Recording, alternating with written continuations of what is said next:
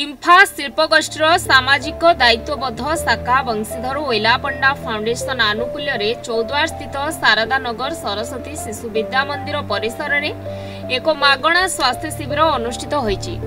ए कार्यक्रमटी को इम्फार साधारण प्रबंधक सुजित कुमार मिश्र और चौद्वार म्युनिसिपालिटी पूर्वतन उपनगरपाल श्री अजय कुमार बेहेरा उद्घाटन करने समय चौद्वार वार्ड नंबर 14 पारिषद श्रीमती रंजुलता दास, वार्ड नंबर 15 पारिषद श्री दिलीप भूया, विद्यालय प्रधान आचार्य श्री प्रताप बारिक और सह शिक्षक इम्फार अधिकारी माने उपस्थित थिले।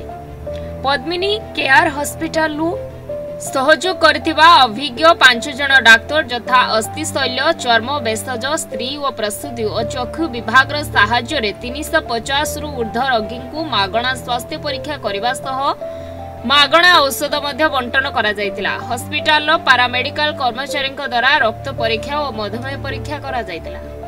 मो नाम दुर्बचरण राउत, मो डीजीएम पब्लिक रिलेशंस रे इम्फा 14 रे काम करे। आज इम्फा पक्षर जो स्वास्थ्य सेवा मागणा स्वास्थ्य सेवा ता विषय कोन कहबे?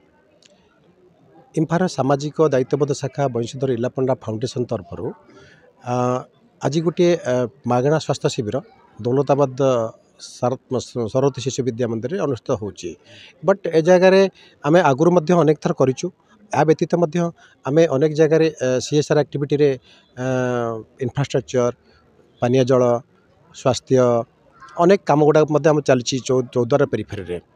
आज एठारे 5टी डॉक्टर एवं रक्त परीक्षा विभिन्न विभाग डॉक्टर मान आछंती, जेमती चर्म विभाग रे मेडिसिन, ऑर्थोपेडिक, शिशु विभाग 5 डॉक्टर आसी एटी मागणा स्वास्थ्य चिकित्सा सह आम एटी मागणा औषध बंटन करुचु। Ajay Kumar Behera, ward number 16 councillor.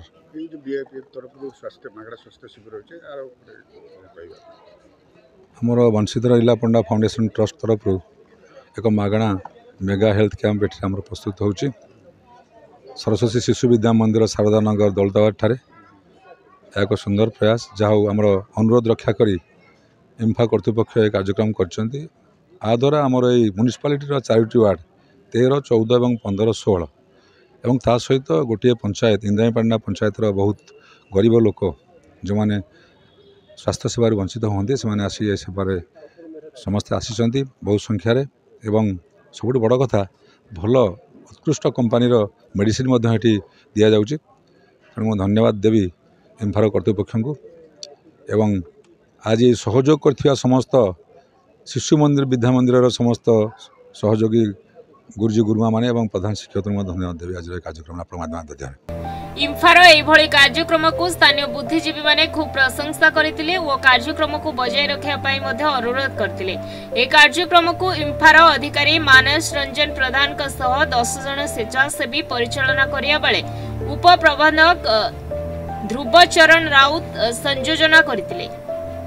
Choudwar Sanjeev Kumar Tiwari को रिपोर्ट, न्यूज 8 ओडिया।